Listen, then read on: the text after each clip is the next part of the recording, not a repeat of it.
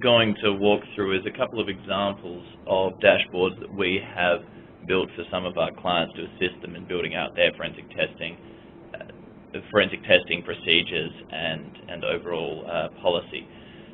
And the ones that we've selected here are mainly to do with the portfolio management area that Reza outlined.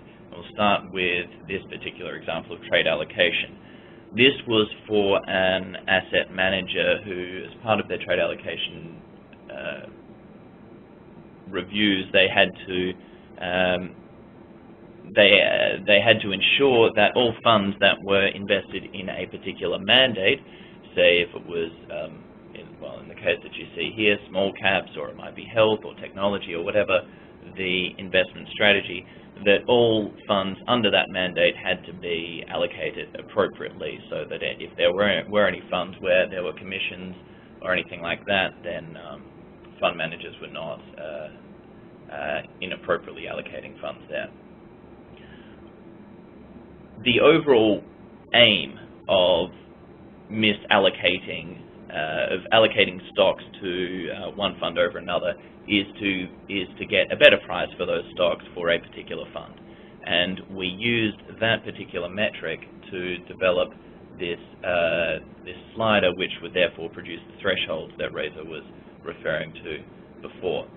To do this, we generated what's really sort of a bit of an artificial metric, being an average price of shares traded, so all shares traded during that particular day on each fund, the number of shares multiplied by the price. It doesn't really mean anything in itself. However, it can be used as a metric across each of these funds to determine which funds are trading differently than others within the same mandate. If we were to put the deviation right up to say 10%, we're not going to have anything to look at. So we're going to drop it down, and just 1%, which isn't that significant, but gives us a few things to look at. On the 2nd of December, there was one particular mandate that had a deviation of 2.2%, which was this Health 2 mandate with the fund manager EGB.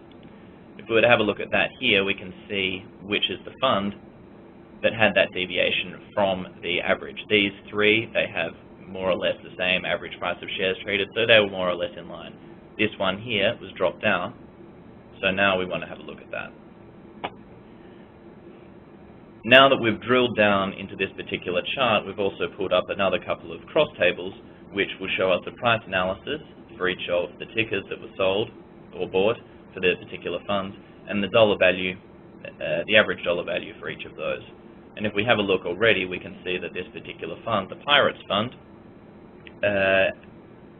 seems to have more trading than the others. And if we have a look here at the volume analysis, whereas Bobcats, Heat, and Nets were not trading any AMD, or BMY, or BCR, or CAH, we can already see that Pirates was doing a significant amount of trading, more than the others. Now, this here, to be honest, is probably not a trade allocation issue. What is often the case with these is this will be a fund looking to raise, looking to get some cash out of a particular fund, and this will be an exception that's put aside, and is not a case of favoring one fund over another.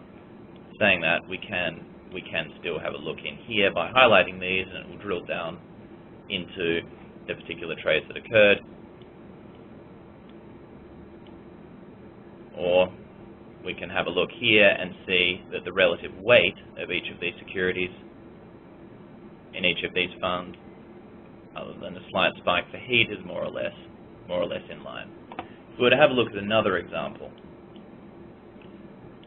9th of August, which is a slightly bigger jump. Still not considerable, but we'll have a look at it. We can see there's not as big a gap. But if we were to have a look in here at the price of the shares traded, we're going to see that Padres appears to have regularly achieved a better selling price than Giants for this particular day of trading. And if we were to have a look at each of these, these are all the trades that occurred. Padres is traded in all of its stocks before Giants. Now this here is where you'll want to call up the fund manager and check if this is what's going wrong, or depending on what your internal policies are. It may be that this is simply the fund manager last time traded Padres last time traded Giants in front of Padres, and that's how they operate it. They may not be aware of it. At the same time, if this is a trend that's occurring over time, those are the areas that you want to identify. On that, we'll move to the next example, being front running. For those that are unaware of what front running is, that will be where a particular fund manager or trader is aware of a large trade going through, which they will know they'll be conducting in a short time, and put through a smaller order in advance of that to take advantage of the price movement. Once again, what they're trying to get there is a price deviation. So what we did was we had a look over the week and wanted to identify stocks that had a greater price deviation, because generally if a stock is traded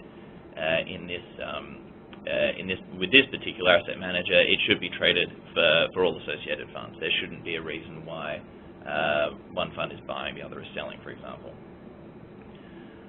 If we've got it at 0, we have everything open up, because we're having a look at anything with any deviation, which there is going to be some deviation. You can't always get exactly the same price for every single fund.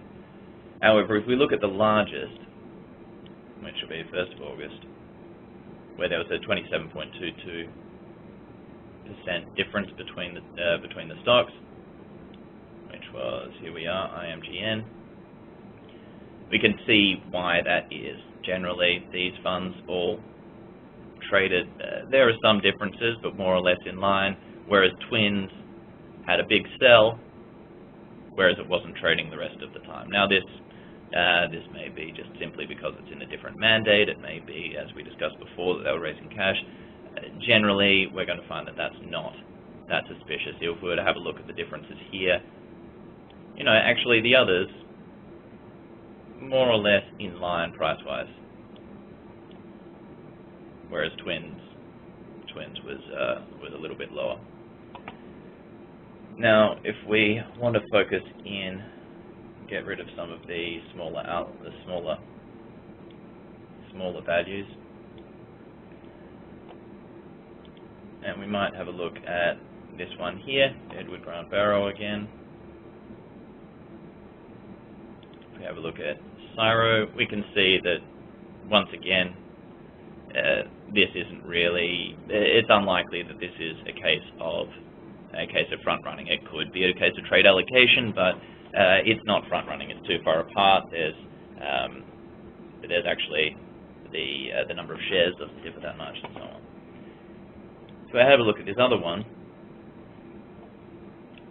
Now what we can see here is we can see a big trade coming in here, and Twins, just a couple of minutes before, puts in a smaller order, and then immediately afterwards sells it. So Twins got an average price of $14.99 as opposed to the $15.86 that went in for the others. This here obviously is something that you'd want to check in on, and when you compare this with what they had before, it was literally rows and rows of data, and you're trying to match up times, you're trying to match up specific peaks or troughs or sells or buys, as opposed to here where visually you can immediately see the minute it loads exactly where it is that you need to drill into. This was one particular way in which we approached it, and it really depends on the angle at which the clients are coming out, which they're used to. Another one that we had, which I'll show you, was done a little bit differently. Now this client used to seeing a lot of the data, like having that data in front of them again. And so this here, if we have a look at it, this is the sort of thing that you would be, that generally we find is being looked at to identify particular cases of, well, in this case, contradictory trades.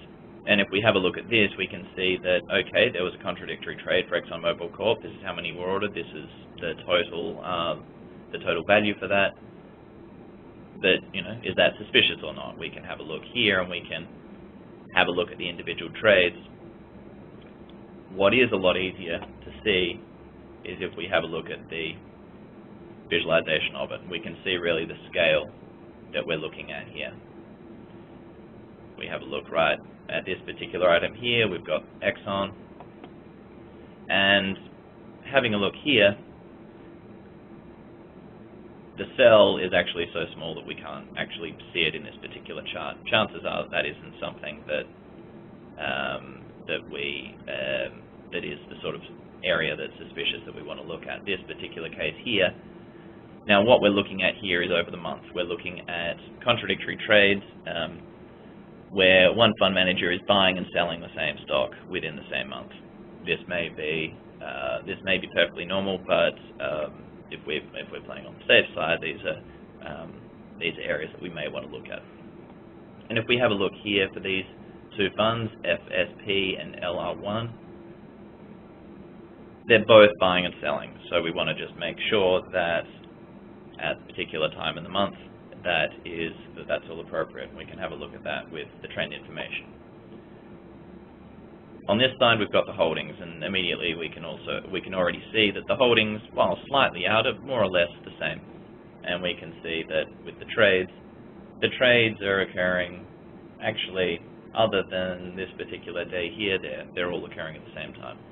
This isn't, we'd say, this really isn't suspicious. This, if it is anything, it's not a contradictory trade, as the trades are occurring at the same time, albeit a buy and a sell within the same month. If we were to have a look at another example, for example, this one here, we have these three funds here where we have a buy and a sell. We've got a sell and a sell, and let's have a look at the trending with that. If we have a look here, these two funds, the holdings for those are staying more or less consistent. They're slightly increasing over the month, whereas PYE is actually slightly decreasing over the month.